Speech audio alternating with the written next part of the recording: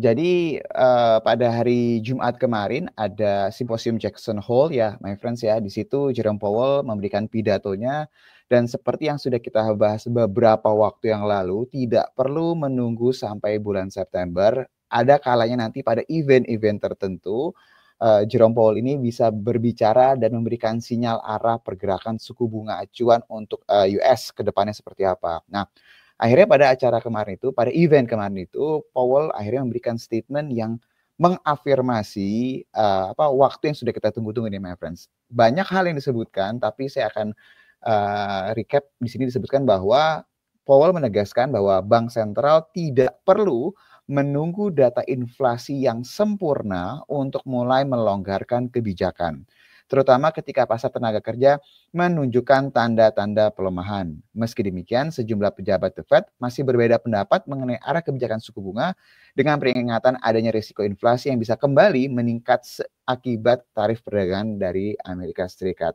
Nah, jadi di sini kalau misalnya my friends perhatiin, kita beberapa minggu terakhir inilah ya, kita berekspektasi kalau melihat dari probabilitas pemangkasan suku bunga dari sisi The Fed, seharusnya waktu itu tidak akan terlalu lama lagi nih my friends. Dan ketika ada statement dari Jerome Powell seperti ini seharusnya mengafirmasi apa yang sudah kita tunggu dalam beberapa waktu terakhir ini. Nah, kalau misalnya my friends perhatiin, kira-kira imbasnya akan seperti apa? Ini seharusnya akan memberikan sentimen positif lanjutan. Tapi, nah ini ada tapinya nih. Jadi nanti saya akan bahas tapinya kenapa ya. Jadi yang jelas sentimen positifnya akan berlanjut ke saham, bukan saham-saham aja, aset-aset beresiko seharusnya akan mendapatkan imbas positif dalam keadaan tersebut, di mana harusnya investor yang tadinya masih menunggu akan lebih berani nih karena sinyal pemangkasan suku bunganya sudah terbuka lebar dan harusnya di September ini harusnya bisa dilaksanakan. Nah, kalau ngelihat dari probabilitas pemangkasan suku bunga di sini masih on track ya my friends ya. Kalau my friends lihat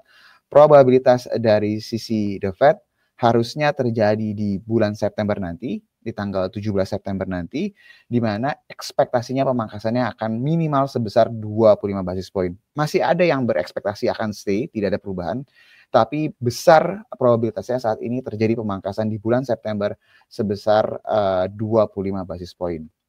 Nah, kalau melihat keadaan seperti ini, apakah nanti ruangnya akan terbuka lagi untuk Bank Indonesia melakukan pemangkasan suku bunga?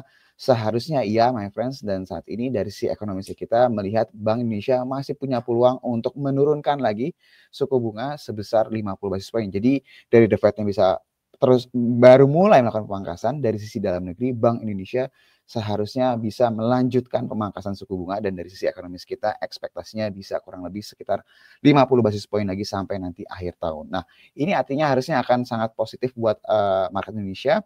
Dan kalau my friends perhatiin, beberapa waktu lalu ketika IHSG-nya itu menyentuh angka 8.000, sempat mengalami koreksi, banyak ketakutan, jangan-jangan turunnya bisa lebih dalam lagi, tapi waktu itu kita mengingatkan bahwa seharusnya ketika terjadi koreksi, itu bisa menjadi momentum untuk entry point-nya buat my friends ya. Nah, ketika keadaannya sekarang, justru kita harus agak jangan terlalu agresif, karena sangat positif banget, sekarang ini tone-nya sangat positif sekali, jadi ketika keadaan sekarang, kalau my friends yang ketinggalan rally-nya kemarin-kemarin, kalau yang kemarin nggak terlalu berani masuk ketika terjadi koreksi, saat ini kalau my friends mau ambil posisi, ada baiknya jangan terlalu agresif terlebih dahulu. Karena normalnya kalau keadaan seperti ini, biasanya akan terjadi rally dalam jangka pendek, tapi nanti harusnya diikuti dengan koreksi sehat lagi. Jadi yang belum masuk, yang belum ibaratnya berani kemarin waktu koreksi, nggak usah khawatir. Sekarang kalau toh pun mau entry, jangan terlalu agresif ya my friends ya. Itu yang pertama dari sisi globalnya. Jadi ini harusnya akan sentimennya positif banget. Saham-saham yang kemarin sudah mulai rally harusnya bisa melanjutkan rally lagi.